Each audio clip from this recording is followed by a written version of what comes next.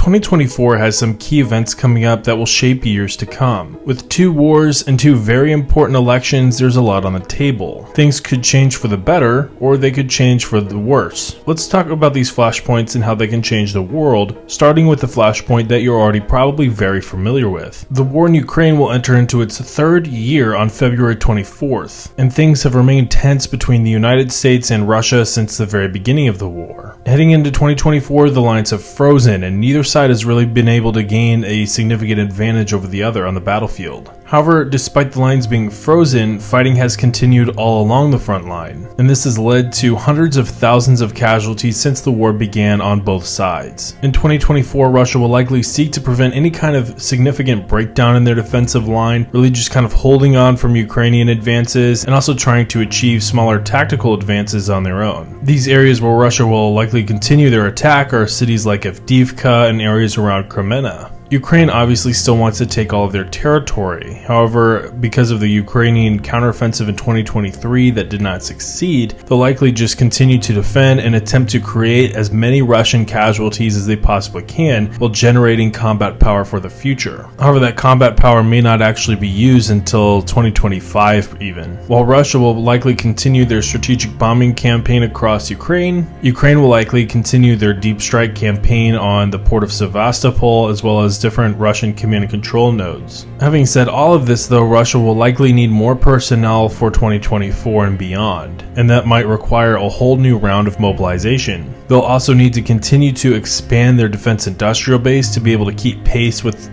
the amount of cost that this war is producing, and that might be difficult with sanctions, which has already led Russia to seeking help from Iran and North Korea. Ukraine, however, will likely continue to be almost entirely reliant on Western support. And while there have been attempts to create manufacturing sites within Ukraine, Russia's strike campaign makes it exceedingly risky. However, there's something else that will happen in 2024 that will heavily impact this conflict, and we're going to talk about that at the end of this video, so stay on. However, before we talk about that, there's another conflict that does impact the war in Ukraine, and it has similar risks of escalation that the war in Ukraine has as well. The war in Gaza has raged on, and the threat of a larger regional conflict are about as great as ever. With Israel increasing its levels of control in the Gaza Strip, fighting has continued along the Lebanese border between Israel and Hezbollah. There have also been numerous clashes between US forces and Iranian axis of resistance groups. One group in particular, Yemen's Houthi rebels, have created a crisis in the Red Sea by targeting civilian ships. This disrupts travel through one of the world's most busy bodies of water and could greatly impact the global economy and the global supply chain. Now, Israel can obviously handle Hamas by themselves, and they've shown that they've done that. However, a war on 2 fronts against Hezbollah at the same time could be a much greater dilemma. Hezbollah is pretty large and sophisticated. Beyond that, Iran has strategic depth against Israel, which basically means that they have a lot of geography, but they also have a lot of proxies between Israel and Iran. And while, yes, in a conventional war, Israel could just fly their air force above all of that and strike Iran, that still no less poses a lot of challenges, especially for US forces in the region. So to prevent this kind of escalation, so far Israel has walked a tightrope between targeting Hamas and deterring Hezbollah, while overall trying to prevent the war from just spiraling out of control. Now, obviously a huge party to this conflict is the United States, and while the United States has not gotten actively involved yet, their forces throughout the Middle East, specifically in Iraq and Syria, have become targets from Iran. And as the war progresses in 2024, the risk of this kind of escalation where Iranian proxies target US forces and US forces retaliate could create scenarios where the war could spiral out of control. There's yet another conflict that is at risk of spiraling out of control in 2024. However, this conflict hasn't even started yet, despite this conflict being several decades old. Taiwan is entering into an election season, and China is not happy about it. Xi Jinping reiterated his stance that he wishes to reunify China with Taiwan, re-emphasizing this in his recent New Year's speech. Taiwan's elections are a big deal to China because to China, it reinforces the idea that Taiwan is attempting to act independently and autonomously, which of course they don't like that. Moreover, the candidates in the Taiwanese elections also offer different paths forward. Now, ruling Taiwan up to this point has been the Democratic Progressive Party, or the DPP, and their president, Tsai Ing-wen. Tsai has already reached her 2-term limit, so she's out of the election. However, her vice president, Lai Ching-te, is actually running, and he will probably be a continuation of the existing policies. And that is officially to seek dialogue with China, but also strengthen the relationship with the United States and build up Taiwan's defenses. Now, China sees this completely differently. They see the DPP as a flagrant exercise of Taiwanese autonomy, and they want the DPP kicked out of power. As an alternative to the DPP, you have 2 different parties that are also running in the election that have attempted to form a coalition against the DPP. However, that ended in a complete disaster, with the staffs of the 2 election committees getting into a big shouting match in this hotel lobby, all in front of journalists, and it was just weird, and then it kind of collapsed. So now those 2 candidates are running independently. One of those candidates is the Kuomintang, or the KMT's Huo Yu-yi, and the other formed their own party, or the Taiwan People's Party, or the TPP, Ko Wen-jie. Now, Ho and the Kuomintang have sought closer relations with China, with the deputy chief of the Kuomintang visiting China several times in recent years. China views the Kuomintang favorably, which is kind of ironic since during the Chinese Civil War, that's actually the party that they were fighting against. Oh, how the turns have tabled. The TPP, however, is completely brand new, and Ko has attempted to strike a balance between the DPP and the KMT, basically branding the DPP as a vote for war and the KMT as a vote for capitulation with China. Now, all of this comes to a head when voters head to the polls on January 13th, which is right around the corner. So why exactly does this all get so important? Taiwan's election cycle is similar to that in the US in that it is a 4-year term for candidates, and so every 4 years you have a general election like this. So the next cycle will be in 2028. However, Xi Jinping set the timeline that he wants reunification to have been achieved by 2027, which obviously is just before the next election. Should he hold to that timetable, then this election might be China's last attempt to try to resolve this matter peacefully through exercising control over one of the candidates. Say, for instance, one of the candidates already has a favorable view of China, or their party does, and they were to get elected. China could use that influence and control of that candidate to seek closer ties between Taiwan and kind of strike some sort of a deal, sort of like what they had with Hong Kong before reunification there, where there's a guise of autonomy and independence. However, there's no reason for China to even honor that long term. Say on the flip side, a candidate wins that is not exactly friendly to China and that China does not view favorably, they might see that as an act of aggression. This could lead China to basically viewing the situation as irrecoverable and could seek reunification before 2027 with military means. Now, that's not to say that any of this will actually happen, that's just to kind of illuminate what's at stake with this election. Now, we're going to find out which direction we're headed in soon because, like I said, the elections hit on January 13th. It also doesn't help the overall vibe that 2024 is the year of the dragon, so it certainly feels a little ominous given the circumstances. However, believe it or not, this is not the only election that will have massive geopolitical consequences. The United States is entering into its own election season, and boy are we all excited about that because it's always such a great time. The election season rings in with a sputtering economy, 2 wars that we have to pay very close attention to, growing instability domestically, making this election as important as just about any other. Now, I'll make a video closer to election season on the different candidates and their stances in foreign policy and kind of what they mean, but for right now, here's a quick primer just to kind of get an idea of what's at stake. The incumbent president, Joe Biden, is running for re-election and representing the Democratic Party, and he's basically got that party on lock. However, he commands currently a whopping 39% approval rating. Now, for context, that is the worst approval rating for any president entering into an election season. Even Donald Trump had a 45% approval rating. And while Biden is hardly popular, he was elected as an alternative to Trump. However, that hasn't exactly helped the situation globally. Now, obviously, the United States should not and cannot be expected to completely manage and prevent every single conflict from happening in the world. Every other country has agency and can make their own decisions based on their own needs and wants. However, people have placed blame on President Biden for drip feeding aid to Ukraine, which has allowed that conflict to go on. They've also blamed President Biden for resolutely supporting Israel despite their controversial bombing campaign in Gaza. And the sharp spike in tensions between the US and China and the US and Russia have also not really helped the situation feel any better. On the flip side of the election, you have Donald Trump running for re-election. However, he faces an uphill battle with legal challenges across several states and criminal charges. Now, aside from these two, there are a few other candidates that are worth mentioning and looking into.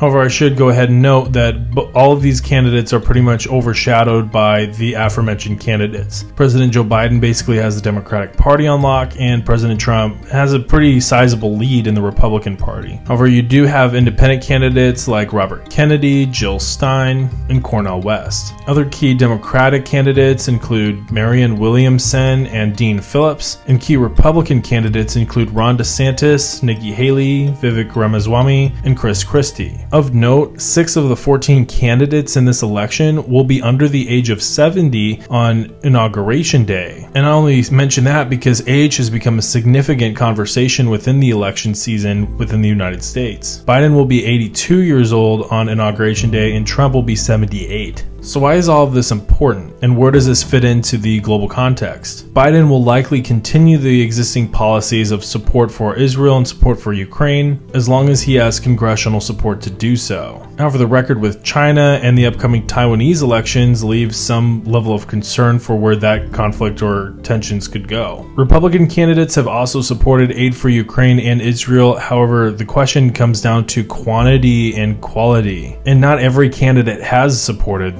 this kind of aid. For instance, Vivek Ramaswamy has been staunchly against support for Ukraine, and others have voiced concerns that aiding other countries in their wars will impact the readiness of the US military. Almost everybody has already agreed, though, that China is a threat and that Taiwan should be supported in some sort of capacity. However, again, it comes down to the nuts and bolts of what that aid should actually look like. Either way, this war will impact Ukraine and Israel in a pretty sizable way. For Ukraine, US aid has played a significant role in their ability to fight Russia so far, and will play a huge role in its ability to fight at length through the future. The memory of how quickly Afghanistan fell apart so shortly after the US withdrawal plays very heavily into US voters' minds, and there's a concern that Ukraine would be a similar example, despite there not really being any strong similarities between the two, apart from them both receiving US aid. Without US support, the Kabul government collapsed, and there's a concern that without US support, the Kiev government will also collapse. Obviously, a key difference is geography and Ukraine's aid from Europe.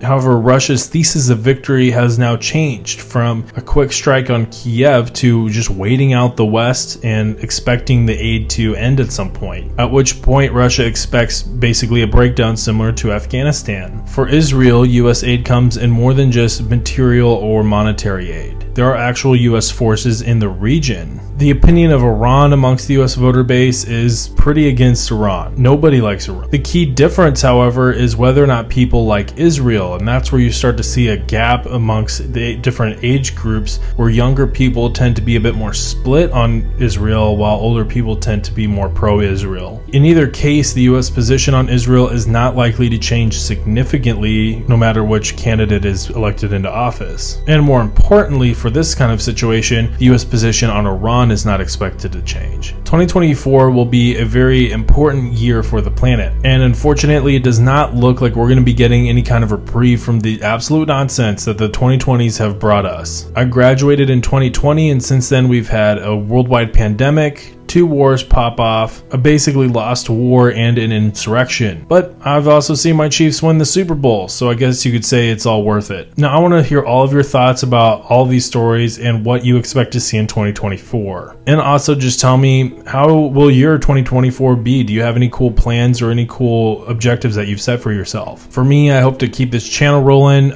This will be the 2nd year that this channel will have been going. And I've been having a lot of fun with it. We've been making a lot of content, and it's just a lot of fun. So I look forward to seeing all of you along the ride with me if you would be so kind to join me. With all that said, like this video if it was helpful or informative, and I will see you all next time.